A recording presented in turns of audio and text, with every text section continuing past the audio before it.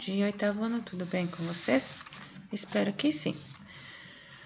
Para hoje, nosso pedido é: Deus, por favor, cuida da minha casa e da minha família, das pessoas que amo. Faz por eles o que eu não posso fazer. Nos guarda no teu coração. Assim seja. Pessoal, na semana passada, falamos, as últimas aulas estamos falando sobre a Revolução Francesa e hoje o nosso conteúdo é sobre a Era Napoleônica. Tá? Isso no material impresso é o capítulo 7, na página 136 a 156. Ok? Na semana passada, falamos sobre o período do terror, o período em que Robespierre estava no poder na França e aterrorizava geral, digamos assim,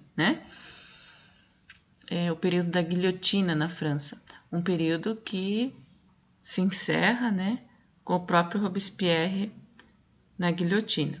Tá?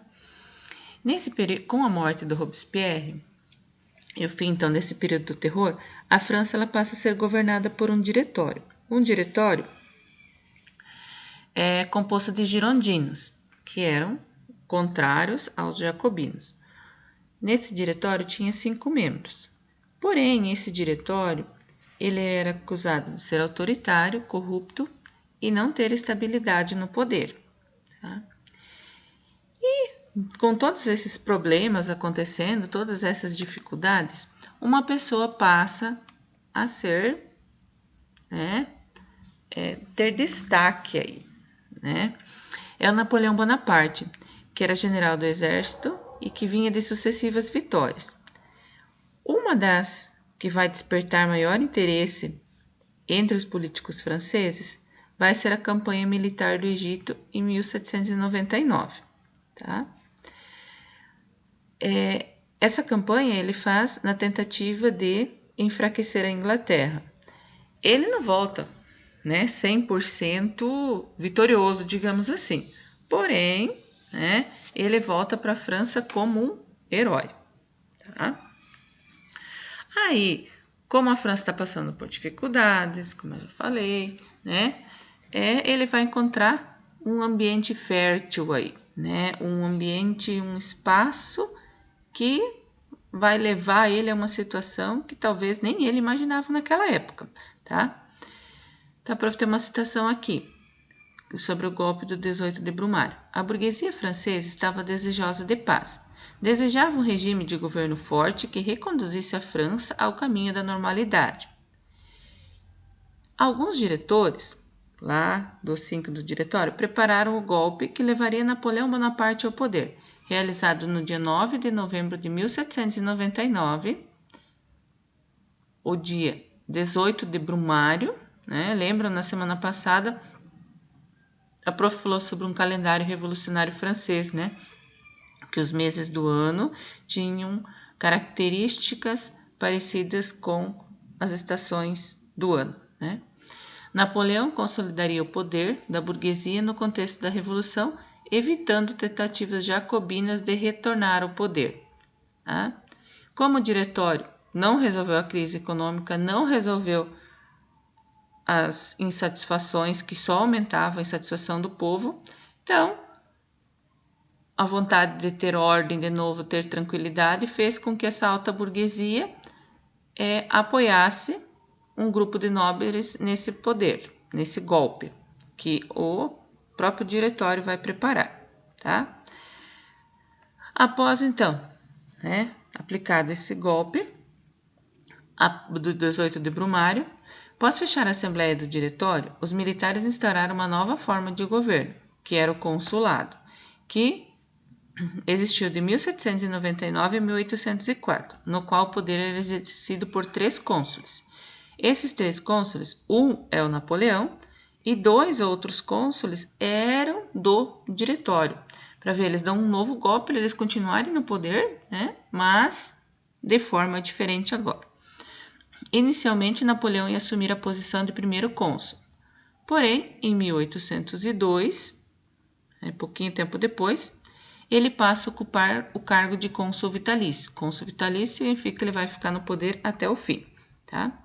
Inicia-se assim, então, em 1799, o que nós vamos conhecer como a Era Napoleônica, o título do nosso capítulo, que vai se estender até 1815.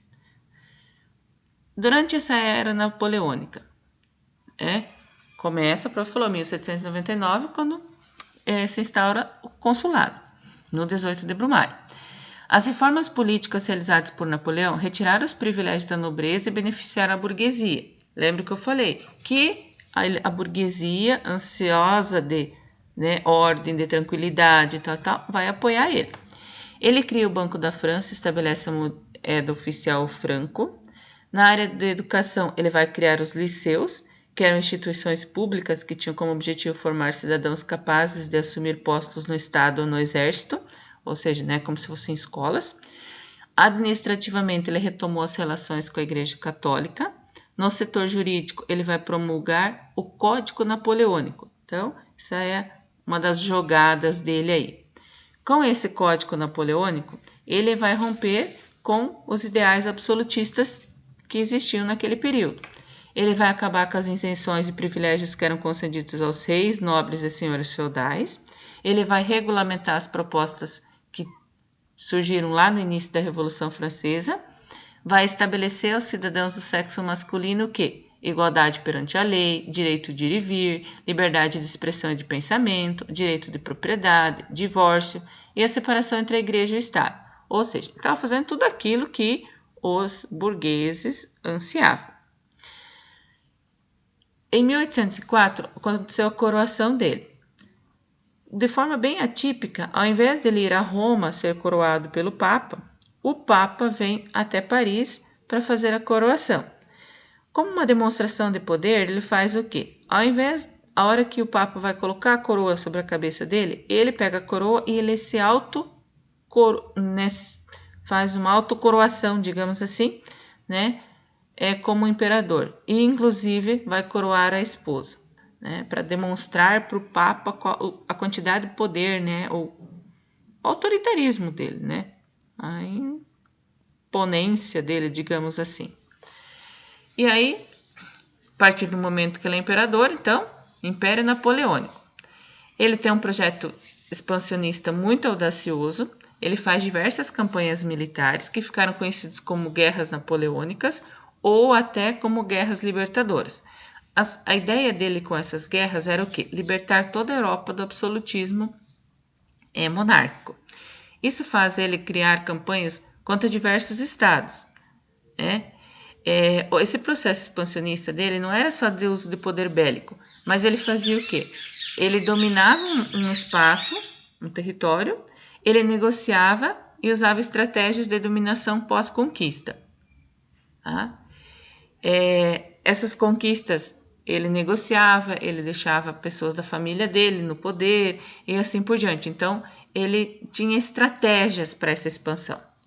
Essas conquistas que ele vai fazendo causam insatisfação da Inglaterra, que ela queria garantir um monopólio comercial que ela sempre teve sobre os produtos manufaturados, visto que ela tinha uma enorme frota naval e um grande poder econômico. Aí, Napoleão tenta invadir a Inglaterra, mas acaba sendo derrotado numa batalha conhecida como Trafalgar, em 1805. Como ele não consegue derrubar a Inglaterra, através de uma batalha, ele vai decretar em 21 de novembro de 1806 o bloqueio continental. O bloqueio continental consistia em quê? Em fechar todos os portos dos países europeus para o comércio com a Inglaterra, que na época era a maior potência industrial. Dessa forma, ele tentava o quê? Enfraquecer a Inglaterra. Como ele não conseguia invadir ela, ele vai enfraquecer. Aqui no mapa a gente consegue ver, isso aqui seria o bloqueio continental. Então, nenhum desses países, por lado de cá, deveriam negociar com a Inglaterra, ok? Mas o que vai acontecer, A Península Ibérica, Portugal e Espanha, acabam não respeitando. Portugal já tinha negociações anteriores com a Inglaterra. tá? E isso vai gerar, então, a invasão desse território. Uma das consequências, a família real portuguesa vem se esconder na sua colônia, que é o Brasil, em 1808. Tá? A Rússia é um outro país que não vai concordar, que não vai respeitar o bloqueio continental. Napoleão também vai invadir a Rússia, porém ele acaba sendo surpreendido, porque ele vive algo inesperado, né? Eles não levavam muito suprimento, muitas coisas. E aí ele acaba passando pelo inverno, por um rigoroso inverno, né, na Rússia. Eles não tinham suprimentos, não carregam tantos suprimentos, né? E quando eles chegam em 1812 na Rússia, eles encontram muita dificuldade pelo frio e porque a Rússia usou uma estratégia de guerra muito diferente do que eles tinham vivido. Os próprios russos destruíram todos os campos deles, né, todas as produções agrícolas, fazendo o quê? Com que esses franceses não tivessem suprimentos. Tá? Então ele perde essa batalha. Enfraquecido, derrotados em 1813 por uma aliança feita entre os russos, os austríacos e os prussianos. Então, além dessa dificuldade, ainda se passa nessa dificuldade, ele tem essa coligação contra ele. Em 1814, essa coligação invade a França, Napoleão é preso e exilado na ilha de Elba. E no mesmo ano, eles vão restaurar a monarquia novamente na França. Em 1815, Napoleão foge desse exílio e retoma o poder num governo de 100 dias. Tá? Esse governo de 100 dias se encerra na Batalha de Waterloo, na Bélgica, tá? Uma cidade localizada na Bélgica, onde ele acaba sendo derrotado pelos inimigos que contaram com a ajuda da Inglaterra. Tá? Então, ele vai ser preso novamente, né? Agora, ele vai ficar sob custódia dos ingleses, tá? Na ilha de Santa Helena, tá? Que era muito mais distante do continente europeu. E ficou a custódia dos ingleses até 1821, no ano em que ele faleceu. Tá? Hoje, existe na Bélgica a Colina do Leão. Tá? Aqui, esse espaço. Aqui nós temos um leão representando a monarquia holandesa e no outro espaço, abaixo dessa montanha, nós temos uma águia. Tá? Essa águia representa a França imperial. Tá? Para subir esse espaço, se vocês pesquisarem, são mais de 200 degraus para subir esse cone aqui, esse topo. Ele tem 169 metros de diâmetro e 41 metros de altura. Tá?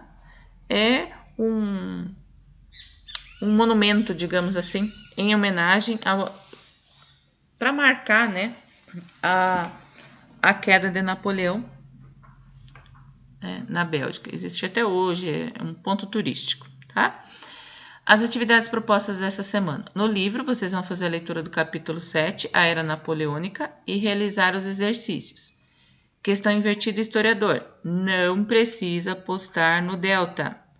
A atividade da semana para vocês postar no Delta é o material, elaborar um mapa conceitual, que é o exercício 4 na página 133 do material didático. Tá?